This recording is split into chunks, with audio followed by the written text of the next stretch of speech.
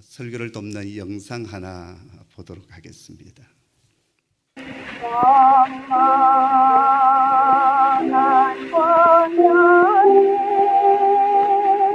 너희는 문제고 너희 가는 곳 그대이면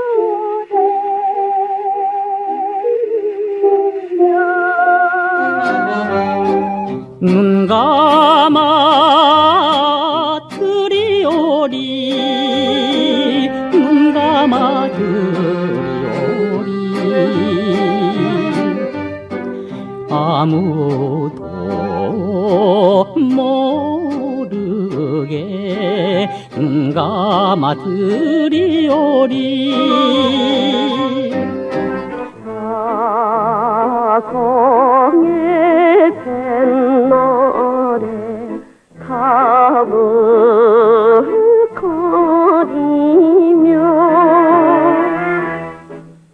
한하도 바다 깊이 숨어드는 때 찬바람이 싸늘하게 얼굴을 스치며 따스하던 너의 두 뺨이 몹시도 그리웠구나. 그 시절 푸르던 니 어느덧 낙엽 지고 달빛만 싸늘이 허전한 거지.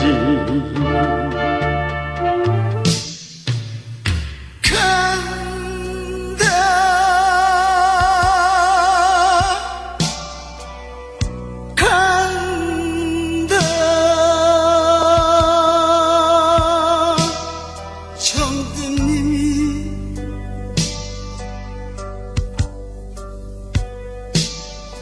떠나간다.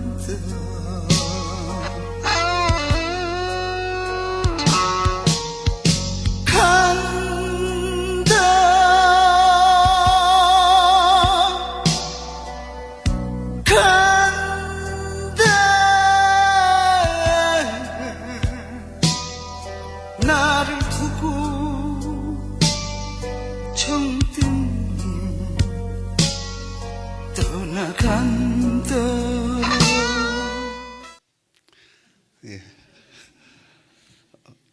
옛날 노래가 참 이상하네요. 웃기지 않습니까? 꽤 오래전 대중가요 이 작사자들의 모임 가운데 노랫말 연구회라는 것이 있었습니다. 그곳에서 발표한 글이 있는데요. 슬픈 가사의 노래를 불렀던 그 가수들의 인생이 어떻게 되었는가? 대부분 요절을 했거나 슬픈 운명의 길을 걸어갔다. 그렇게 아주 흥미있는 글을 발표한 적이 있습니다. 그들에 의하면 1926년 그 대한협에서 연인이었던 극작가 김우진과 함께 투신 자살을 했던 한국 최초의 여가수 윤신덕은 자신의 죽음을 예견하듯이 사회 찬미를 불렀어요. 그리고 그때 나이가 29세였는데 그렇게 생을 마감했습니다. 애수의 소야곡 등 수많은 히트곡을 내었던 남인수는 1962년 눈 감아 들이오리라는 노래를 남기고 41살에 한창 창창한 나이에 세상을 떠났습니다. 그 당시 불멸의 가수로 불리웠던 이난영은 목포의 눈물처럼 슬픈 인생을 살다가 가슴앓이 병으로 49세에 눈을 감았습니다. 1968년 뇌염증으로 인해서 구세에 요절했던 차중락이라는 가수는 낙엽 따라 가버린 사랑이라는 노래를 불렀고요. 신장염으로 세상을 떠난 배우는 마지막 입세를 마지막 노래로 남겼습니다. 그리고 1985년 폐결핵으로 숨져간 김정은은 이미 죽음을 예견하듯이 간다 간다 나는 간다라는 그 가사의 님이라고 하는 노래를 마지막 남기고 33세의 젊은 나이에 눈을 감았습니다. 우리 인생이 어떤 노래를 부르며 사느냐에 따라서 우리 인생의 항로가 달라집니다. 우리의 눈을 어디에 고정하고 사느냐에 따라서 우리 입술의 노랫말이 달라집니다. 그리고 우리 인생의 빛깔이 달라집니다. 누에 꼬치가 자기가 뽑아낸 그 실을 자기 몸을 감싸듯이 자기 입에서 나오는 수많은 말들에 의해서 사람은 자기 인생을 그쪽으로 방향을 틀고 살아가게 됩니다. 왜냐하면 우리의 뇌세포의 98%가 우리가 내뱉는 말의 지배를 받는다고 그럽니다. 그래서 여러분, 우리 입에서 나오는 그 말들이 우리 뇌세포를 자극하고 또 행동을 하게 하고 그것이 우리의 인생이 되는 것 아니겠습니까? 또한 말은 그 사람의 현 상태를 보여줍니다. 그리고 미래를 비춰주기도 합니다. 이처럼 내 입술의 말과 내 입술의 고백과 내 입술의 노래가 무엇이냐에 따라서 내가 어떤 사람인가를 알 수가 있습니다. 우리가 사람을 보면 그 사람이 어떤 사람이냐, 그가 내뱉는 말이 무엇인지, 그가 어떤 말을 하고 있는지를 보면 그 사람이 어떤 사람이구나 짐작이 갑니다. 그런 의미에서 요즘 저와 여러분이 부르고 있는 노래는 어떤 노래인지요? 저와 여러분이 요즘 즐겨 내뱉는 말들은 어떤 말들입니까? 우리의 선하신 아버지 하나님은 우리 성도들이 이 세상을 살아가지만 우리 입술에서 찬미의 제사가 흘러나오기를 원하십니다. 성도의 입술이 한탄과 절망과 패배의 한숨소리, 그리고 사람을 찌르고 무너뜨리는 비판의 소리가 아니라 하나님을 찬양하며 승리의 노래를 부르면서 인생을 전진해 가기를 하나님은 원하십니다. 우리는 그동안 주일 이 아침에 주님께서 가르쳐 주신 기도를 하나하나 해석하며 함께 은혜를 나누었습니다. 우리는 주기도문 첫 시간에 이 기도의 시작이 하나님을 향한 찬양과 고백으로 시작되었음을 우리는 깨달았습니다. 그리고 오늘 이 기도의 끝도 역시 찬양과 송영으로 끝을 맺고 있습니다. 성경은 불의한 자들은 하나님을 찬미하고 하나님을 찬송하는 것을 거절하지만 하나님의 백성들은 찬양의 백성이 될 것이라고 말씀하여 주십니다. 성경은 우리가 입술을 통하여 찬양하고 온몸을 통하여 찬양하고 모든 악기와 노래를 통해서 하나님을 찬양하라고 명령하고 있습니다. 시편 134편 1절부터 3절에 보면 보라, 밤에 여호와의 성전에 서 있는 여호와의 모든 종들아 여호와를 송축하라 라고 하십니다. 여기 밤이라고 했습니다. 그것은 지금 그 인생이 너무나도 캄캄하고 어둡다라는 것입니다. 너무나도 절망적입니다. 외롭고 고단합니다. 그런데 그때 그가 하나님의 성전에서 하나님을 찬양하라라고 말씀하십니다. 성소를 향하여 너희 손을 들고 여호와를 송축하라. 천지를 지으신 여호와께서 시온에서 내게 복을 주실지어다라고 지금 말씀하고 있습니다. 시편 135편 2절 3절에도 보면 여호와의 집, 우리 여호와의 성전, 곧 우리 하나님의 성전뜰에 서 있는 너희여 여호와를 찬송하라. 여호와는 선하시며 그의 이름이 아름다우니 그의 이름을 찬양하라 라고 우리에게 명령하십니다. 주님은 우리 모든 성도들이 하나님을 찬미하고 찬송하기를 원하십니다. 뿐만 아닙니다. 시편 23편 3절에 보면 이스라엘의 찬송 중에 거하시는 주여 주는 거룩하시니이다 라고 했습니다. 하나님은 우리의 찬양을 기뻐 받으실 뿐만 아니라 우리의 찬양 속에, 찬양하는 사람 속에 임재해 주시겠다, 거하여 주시겠다 말씀하여 주십니다. 그렇기 때문에 우리가 하나님 앞에 나와 기도하고 하나님 앞에 나와 간구하고 하나님 앞에 나와 부르짖을 때 꼭 다시 자리를 잡아야 될 것인데 바로 그것은 하나님을 향한 찬양의 자리가 있어야 된다라는 것입니다. 그래서 주님께서 가르쳐 주신 이 기도를 보면 하나님을 향한 찬양과 고백으로 시작해서 하나님을 향한 영광과 찬송으로 끝을 맺고 있습니다.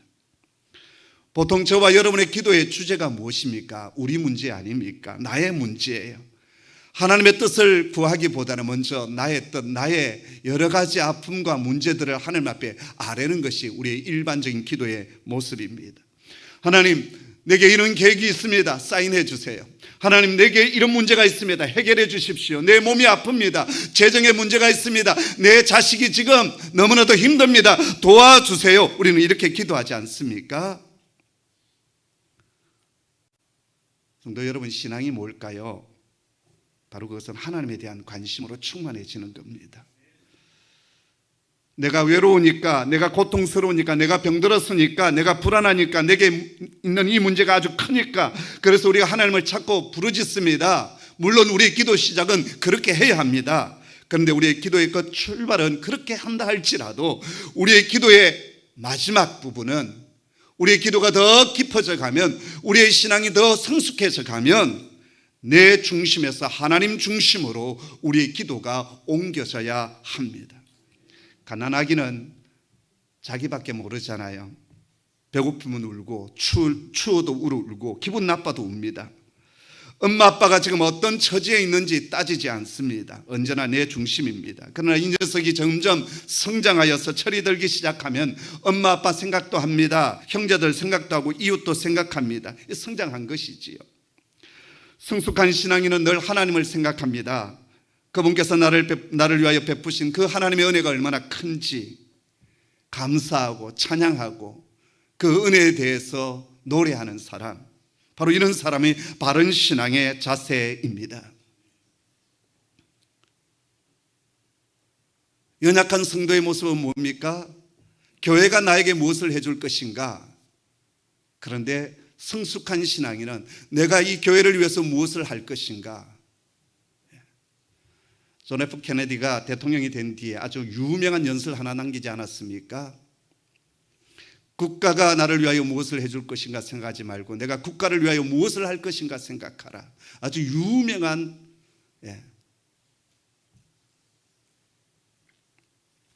연설을 했습니다.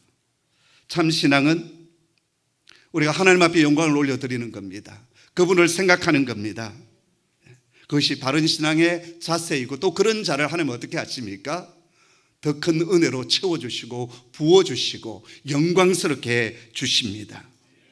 그래서 우리들의 기도의 모범이 되어지는 이 주기도문의 구조를 자세히 살펴보면 7가지 강구가 들어가 있는데요, 앞에 있는 3가지는 하나님을 향한 기도이고요, 뒤에 4가지는 우리 자신들을 위한 기도입니다. 그리고 이 기도의 처음과 나중이 하나님께 영광을 올려드리는 고백과 송룡으로 이루어져 있습니다. 자, 그런데요, 오늘 본문 13절을 가만히 살펴보면 다른 기도와는 달리 가로 안에 이 영광송이 들어가 있는 것을 봅니다. 왜 이렇게 해놨을까요? 그 이유는 신약 성경의 원문이라 불려질 수 있는 근이 있는 오래된 사본에는 이 영광송이 빠져 있다라는 것입니다. 마태복음의 사본은 수백 개가 되는데요, 그 사본 가운데 가장 역사가 오래되어지고 또 초대교회에서도 널리 읽혀지고 인정받았던 성경 사본에는 이 영광송이 빠져 있습니다. 그런데 좀 더 후대에 기록된 사본에는 이 영광송이 들어가 있는 거예요. 그렇기 때문에 이것을 빼버릴 수도 없고, 그렇다고 해서 또 그대로 둘 수도 없고, 그래서 가로를 만들어서 그 안에 두었습니다. 그래서 이 영광송은요, 예수님께서 처음 가르쳐 주신 원래 본문에는 없었지만 초대교회가 나중에 첨가한 것이 아닌가, 그렇게 생각을 했던 것 같습니다. 그래서 이 영광송을 괄호 안에다가 넣었습니다. 여러분, 시편의 기도를 읽어보면 모든 시편의 기도시가 영광송으로 끝을 맺고 있습니다. 뿐만 아니라 유대교에서는 기도를 드리고 난 뒤에 그 끝 마무리를 하나님께 찬송과 영광을 올려드리는 것이 전통이었습니다. 이러한 전통에 따라서 초대교회 성도들은 이 영광송을 주기도문 뒤에 붙였다고 하는 것이 바람직한 학자들의 해석입니다. 기도를 드리고 나서 금방 그 자리에서 툭 틀고 일어나는 것이 아니라 하나님을 찬양하고 오직 하나님께 영광을 올려드리는 기도의 이 아름다운 전통이 이 오늘 본문 속에 담겨져 있습니다. 사도 바울도 그의 서신 곳곳에서 그 서신의 끝마무리는 늘 하나님을 찬미하는 것으로 끝을 맺고 있습니다. 디모데후서 4장에 보면 바울이 이제 마지막으로 썼던 편지가 디모데후서 아닙니까? 로마의 지하 감옥, 빛도 들어오지 않는 그 캄캄한 지하 감옥에서 이제 순교의 날을 얼마 남겨두지 않는 바로 그 순간에 그는 하나님을 찬미하는 말씀으로 디모데후서를 마무리하고 있습니다.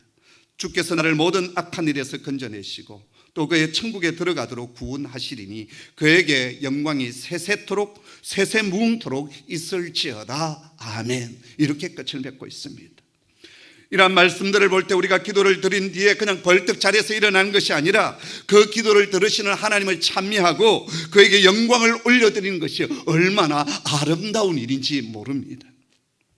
그런 뜻에서 저와 여러분 우리 모두가 날마다 하나님께 찬송을 올려드리는 찬양을 하는 하나님 사람 되기를 간절히 소원합니다.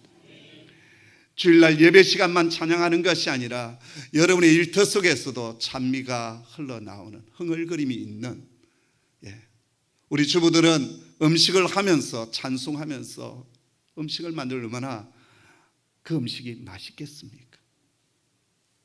이 왼수 덩어리 이놈을 새끼 하면서 그러면 그 음식이 맛이 있겠습니까? 소금 팍팍 집어넣고 말이죠. 그런데 하나님을 찬양하고 기쁨으로 찬송하면서 음식을 만들고 청소를 하고 몸도 건강해지고요, 음식도 맛있고요. 그러면 온 자녀들이 집에 들어왔을 때 그 영적 분위기를 느끼는 거잖아요. 저와 여러분 그런 사람 되기를 소원합니다. 이 영광송에는 세 가지 주제가 들어가 있는데요, 첫 번째 우리가 찬송해야 될 것이 하나님의 나라입니다. 이미 이 하나님의 나라에 대해서 제가 설교의 말씀을 드렸습니다. 하나님의 나라는 성경의 전 주제 아닙니까? 성경은 계속해서 우리에게 너희는 하나님 나라의 백성이고 하나님은 우리의 왕이시고 우리의 아버지라고 말씀하여 주십니다.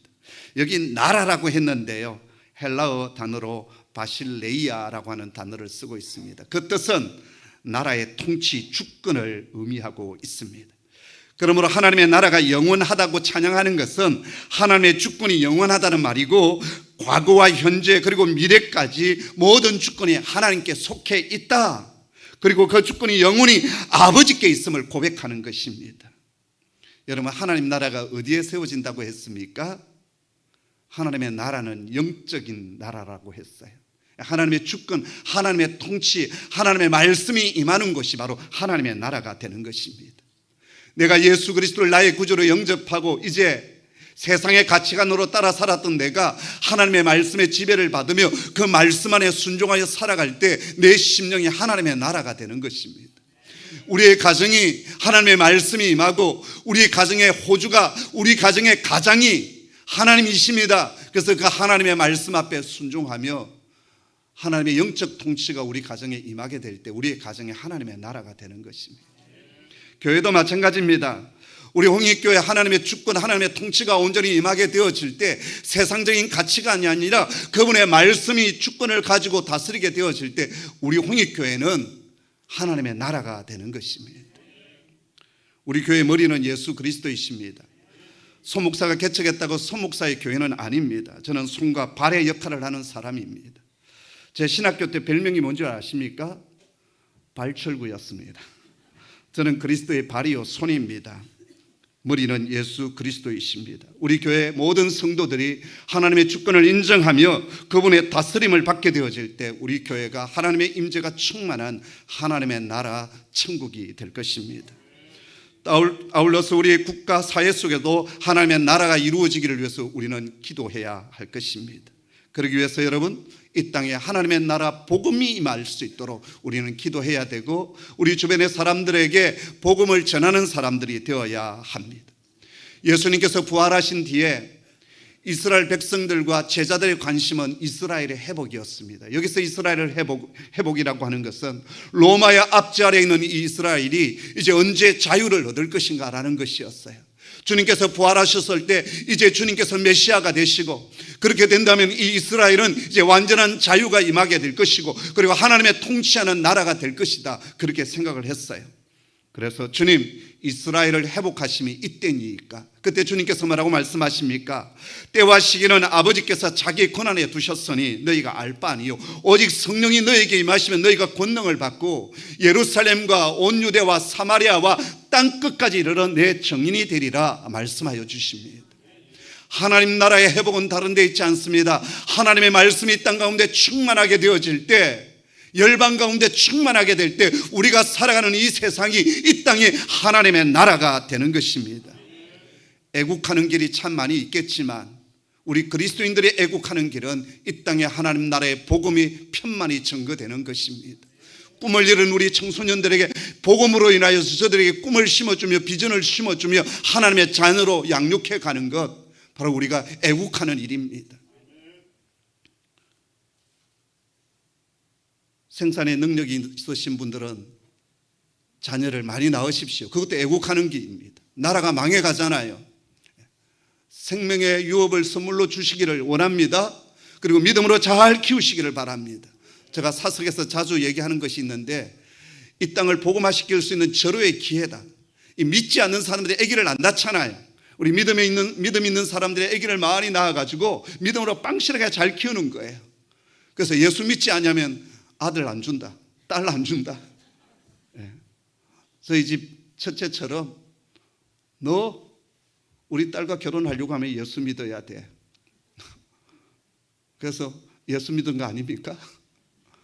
그리고 지금은 저희 딸보다 더 믿음 좋은 사이가 되었어요. 의료선교의 비전을 늘 간직하고 있는 그런 사이가 되었어요. 얼마나 감사한지 모르겠습니다. 음란과 타락, 불의의 흙탕물이 범람하는 이 땅 가운데 그리스도의 생명수가 흘러가야 되지 않겠습니까? 바로 여기에 이 땅을 복음으로 충만케 할 우리 성도들의 사명이 담겨져 있습니다. 우리는 험하고 불의한 이 세상을 살아가면서도 역사의 한 끝날에 이루어질 그 하나님의 마음속에 들어있는 비전 하나를 보아야 합니다. 요한계시록 11장 15절에 보면 7 천사가 나팔을 불매 하늘에 큰 음성들이 났어 이르되 세상 나라가 우리 주와 그의 그리스도의 나라가 되어 그가 세세토록 왕노릇 하시리로다. 아멘. 여기 7째 나팔이 무엇입니까? 마지막 주님께서 이제 역사의 끝에 마지막 나팔이 불려질 때 재림주로 우리 이 땅에 임하게 되십니다. 그럴 때 그분은 어떻게 합니까? 이 온 땅이 그분의 나라, 그분의 통치하는 그리스도의 나라가 되고 그분께서 세세토록 왕노릇하는 역사가 일어나게 된다라는 거예요. 바로 이것이 역사의 끝에 이루어질 메시아의 나라, 하나님의 나라의 온전함입니다. 우리는 이 비전, 이 꿈을 가지고 살아가야 합니다. 아멘. 두 번째, 우리의 찬송 주제는 하나님의 권세가 영원하다라는 것입니다. 권세가 무엇입니까? 헬라어로 디나미스입니다. 이 말은 통치의 능력, 통치의 힘을 말합니다. 그리고 이 힘은 누구로부터 옵니까? 하나님으로부터 오는 것입니다. 주님은 누가복음 10장 19절에 이런 말씀을 우리에게 약속해 주셨어요. 내가 너에게 뱀과 정갈을 밟으며 원수의 모든 능력을 제어할 권능을 주었으니 너희를 해칠 자가 결코 없으리라. 아멘. 하나님은 성도인 우리에게 사단의 모든 권세를 쳐부술 수 있는 권세를 주셨다고 약속하십니다. 그리스도인의 삶의 능력은 어디로부터 옵니까? 주님으로부터 옵니다. 여러분, 이 세상을 살아가는 사람들을 가만히 살펴보면 그 힘을 누구로부터 받고 사느냐에 따라서 세 종류의 사람으로 나눌 수가 있습니다. 먼저 사단의 힘으로 살아가는 사람이 있습니다. 무당 같은 사람이죠. 두 번째는 자신의 힘을 의지하고 살아가는 세속적인 사람들이 있습니다. 물론 그 뒤에도 어둠의 영들이 있습니다. 그 다음 하나님의 능력을 가지고 살아가는 사람이 있습니다. 우리 그리스도인들은 내 힘, 내 지혜, 내 경력으로 살아가는 사람이 아니라 하나님의 능력으로 살아가는 사람이 되는 겁니다. 마가복음 9장에 보면 예수님께서 변화산에서 내려왔을 때 귀신 들린 아들을 데리고 온 아버지가 있었습니다. 그 아버지가 예수님께 이렇게 말합니다. 귀신이 그를 죽이려고 불에도 그리고 물에 자주 던졌나이다. 그러나 무엇을 하실 수 있거든 우리를 불쌍히 여기사 도와주소서. 그때 주님께서 하신 말씀이 무엇입니까? 예수께서 이르시되 할 수 있거든이 무슨 말이냐? 믿는 자에게 능치 못한 일이 없느니라. 아멘. 그리고 그 아들을 치유하여 주십니다. 할 수 있거든이 무슨 말이냐? 믿는 자에게 능치 못한 일이 없느니라.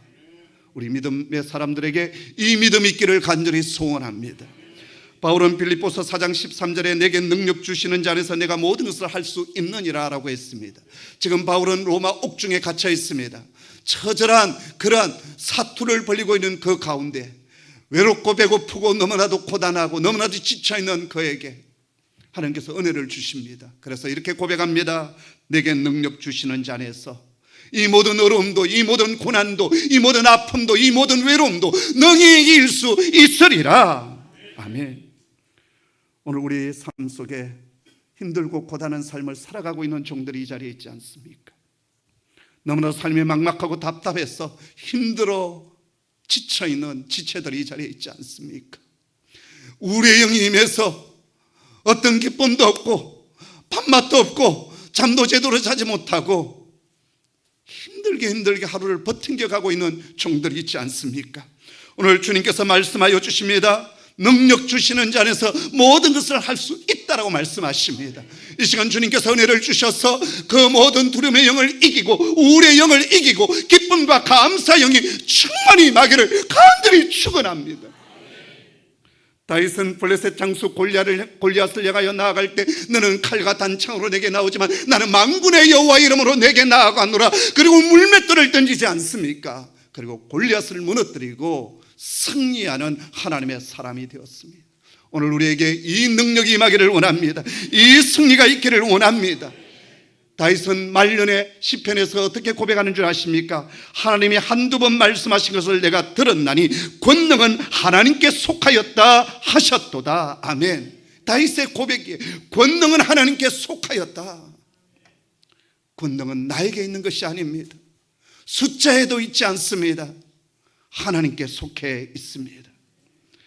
다윗이 인생의 마지막 끝에 성전 건축을 위하여 모든 것을 다 준비했습니다. 그런데 하나님께서 너는 안 된다라고 했습니다.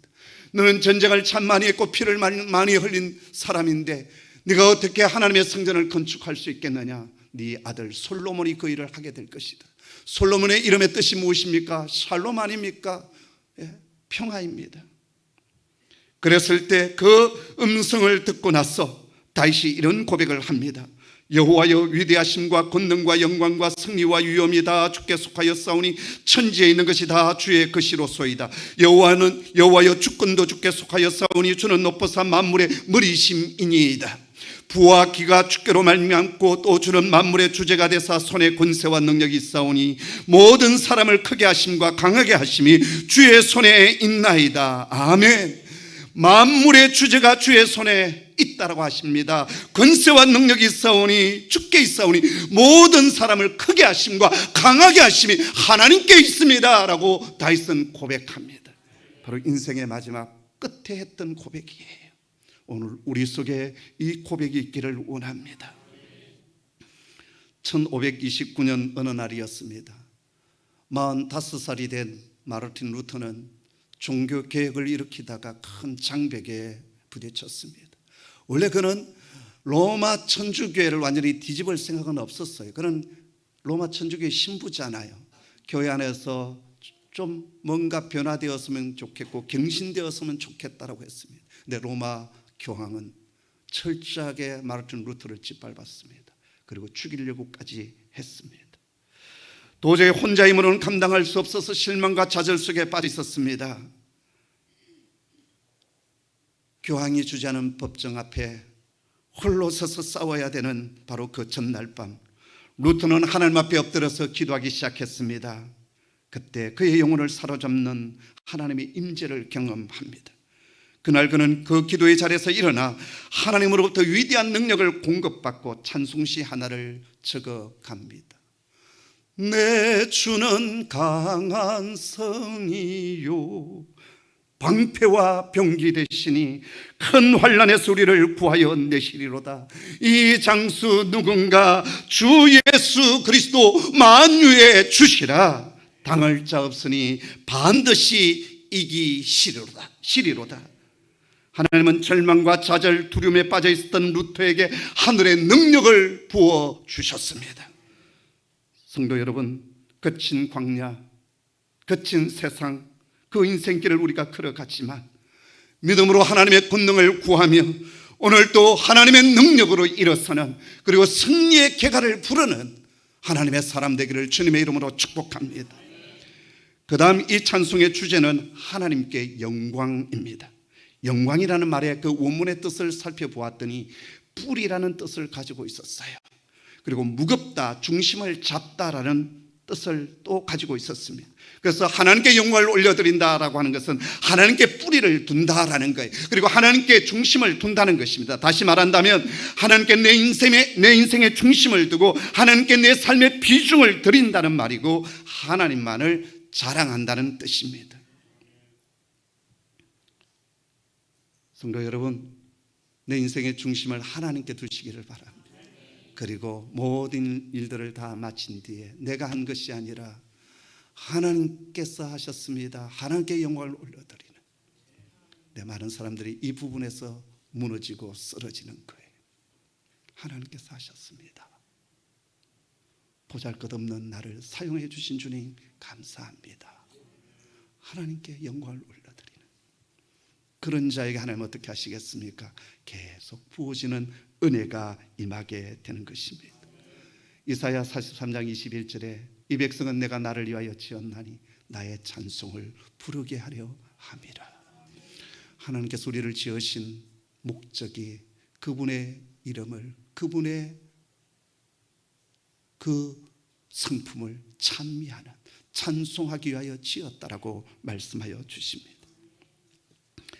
미국 남북전쟁 때 철저한 무신론자였던 한 장교가 있었습니다. 치열한 전투 중에 부상을 입고 거의 죽음 직전까지 내몰리게 되었어요. 죽음의 위기를 느꼈던 이 청년 장교는 하나님은 살려만 주신다면 내 인생 하나님과 이웃을 위하여, 그리고 하나님의 영광을 위하여 내가 살겠습니다. 이 기도를 드린 뒤에 이 청년 장교는 극적으로 구출되었습니다. 그리고 살아났습니다. 그 후 이 청년은요, 죽음 직전에 드렸던 이 기도의 약속대로 하나님의 영광을 위하여 살기로 다짐을 합니다. 바로 이 청년이 바로 세계적인 대학인 템플 대학과 세계 종합병원과 그리고 필라델피아의 큰 침대교회를 세운 러셀 코넬이라고 하는 박사입니다. 안산에서 교회를 개척하시고 이제 은퇴하신 선배 목사님 한 분이 계십니다. 지난번 장신대 도서관 개관 예배를 드릴 때 이분이 오셨어요. 너무나도 쇠약한 몸, 지팡이 하나 또닥또닥 하면서 누군가 옆에서 부축해 주지 않으면 그럴 수 없는 그런 노쇠한 몸으로 오셔서 너무나 마음이 안타까웠습니다. 네, 그분께서 마지막 예배에 축도를 하셨어요. 이분은 정년 때 폐결핵을 앓게 되었습니다. 그래서 지방에 있는 요양병원에서 이제 요양생활을 하게 되었는데요. 그 병원에 있으면서 그가 또 죽음 직전에 있었지만 복음을 전하는 복음 전도자로서 그 병원에 있는 소망을 잃은 사람들을 찾아다니면서 복음을 전했습니다. 어느 날 그가 한 사람에게 복음을 전했는데 그 사람이 예수 그리스도를 내가 믿겠다고 그렇게 고백을 했어요. 너무 기쁜 거예요. 그래서 그날 잠자리에 들었는데 잠이 오지 않는 겁니다. 너무 기뻐서 잠이 오지 않아서 뒤척뒤척 하다가 잠이 들었는지 비몽사몽간이었는데 환상 하나를 보게 되었습니다. 하나님의 음성이 들려왔습니다. 너 정말 기쁘냐? 예, 하나님 너무 기쁩니다. 한 사람의 복음을 받아들고 하나님의 자녀가 되었습니다. 너무 기쁩니다. 감격해서 대답을 했을 때 하나님께서 이렇게 말씀하셨습니다. 네 병이 나았다. 그 새벽에 온몸이 뜨거워지며 치유의 은혜가 그분에게 임했습니다. 안산제일교회를 개척하시고 그리고 이제 은퇴하신 고훈 목사님이십니다. 하나님의 영광은 하나님의 기쁨을 나의 기쁨으로 삼는 겁니다. 성도 여러분, 하나님께 영광을 올려드리는 저와 여러분 되도록 하십시다. 마지막 이 기도는 아멘으로 끝을 맺고 있습니다. 이 아멘은 진실입니다. 그렇습니다.